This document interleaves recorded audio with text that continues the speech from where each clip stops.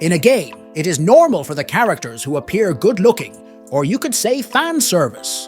Fan service is a scene or appearance that is deliberately inserted in a film and game and can be funny, adorable, thrilling, or even adult. But in Dead or Alive, things are different. This game really shows excessive fan service to the point where you could get diabetes. But if you look at it, Dead or Alive goes too far in this regard and has a bad story. Why do we call it that? Let's discuss it in this video. Dead or Alive, the name of the fighting game created by Team Ninja and Koei Tecmo, has a relatively special position in the gaming industry. Apart from the fighting sensation that never disappoints, this game is also famous as a title that explicitly sells the character's sensuality. We are talking about a fighting game that was built on an engine whose focus was on creating smooth skin and visuals of female characters that were pleasing to the eye. But everything almost changed in the latest series. Instead of pushing this appeal, the developer wanted to change the existing identity to create not only a game that was more polite, but also seen as serious enough to be able to enter the competition, esports as it should be.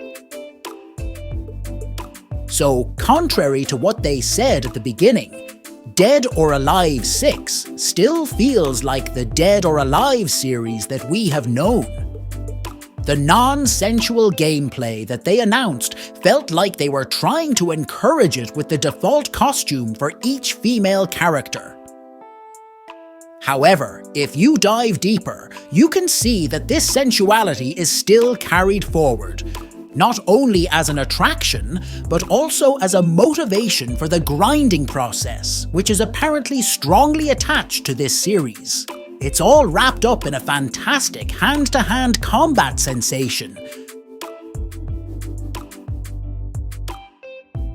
Dead or Alive 6 is positioned as a direct sequel series to Dead or Alive 5. Taking the perspective of various different characters, the main story centers on the figure of Hanoka, who now finally knows who she really is.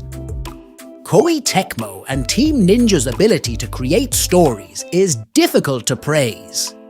It's not uncommon for me to laugh more at the way they present the Dead or Alive 6 story, which seems like a tree, divided into character-based scenario branches, starting from before the Dead or Alive tournament started. What is the reason? Because each character's fighting motivation cannot be said to be strong. There are several conditions where the only reason you fight each other is because of something trivial, from just a misunderstanding, just wanting to test your fighting skills, to just being annoyed because your opponent's character tapped his shoulder.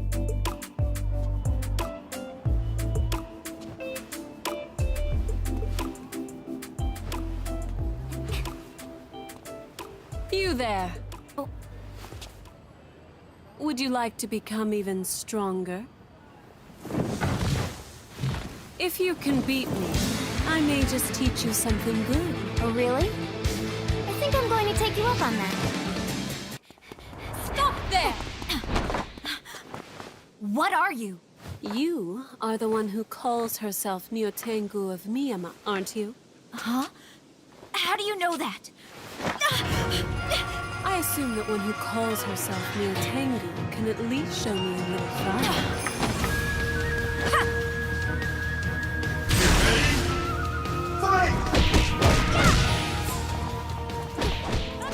It's hard not to laugh at how you have to fight for a weak motivation that is even explained in a conversation of less than 20 sentences.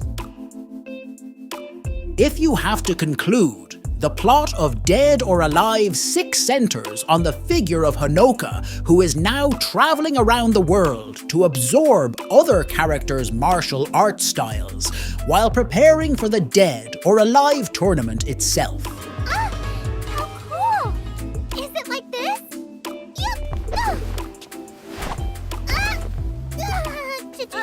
Wait! Hanuka! As I thought. On the other hand, an evil plan that is now standing behind the new character, namely Nico, and the old antagonist, namely Christy, makes Kasumi, who was about to withdraw from this world conflict, return to the surface.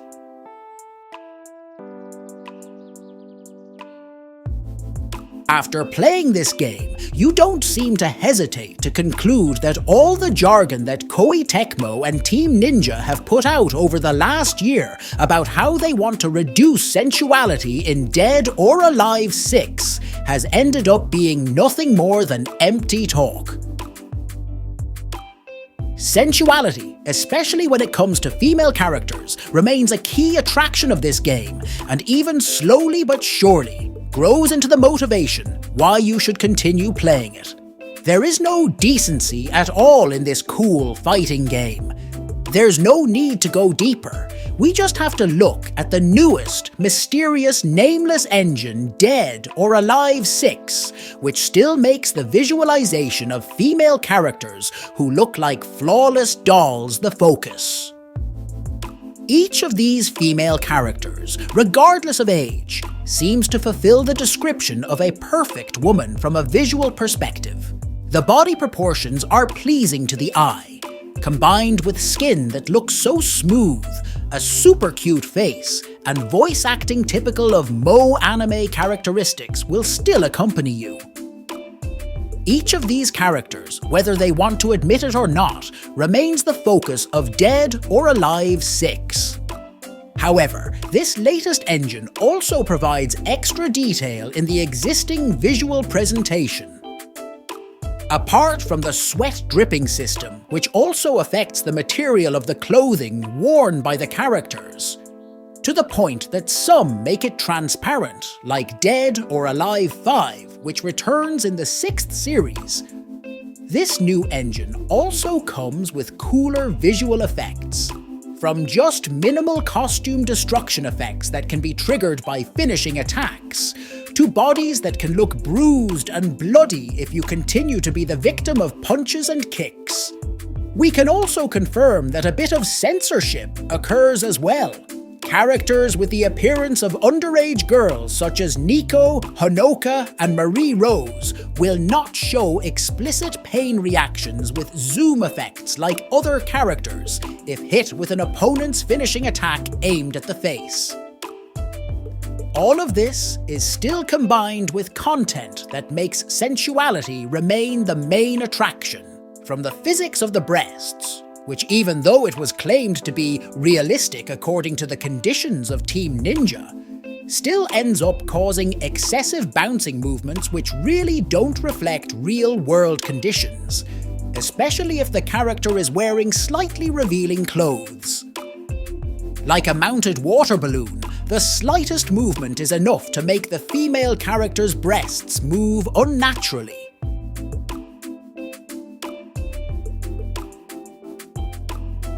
The fight, full of manners that had been talked about, also ended in nonsense. Each character's default fighting outfit does look more closed, but that doesn't mean it represents all existing costumes. Almost all of the costumes for every female character in Dead or Alive 6 end up following the formula in Dead or Alive 5. Where some of them appear so revealing with cleavage that it will be difficult for you to look away. With extra sweat, costume meltdown effects, excessive breast movement, and super revealing clothing, we are also shown the pose. When the character experiences defeat, we can definitely hear the sound of the character sighing, which makes our minds freeze.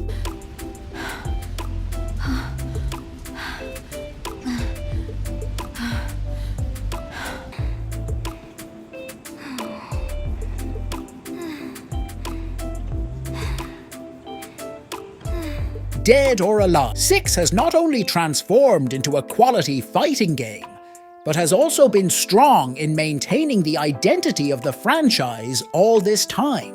But that doesn't mean that Dead or Alive 6 is perfect.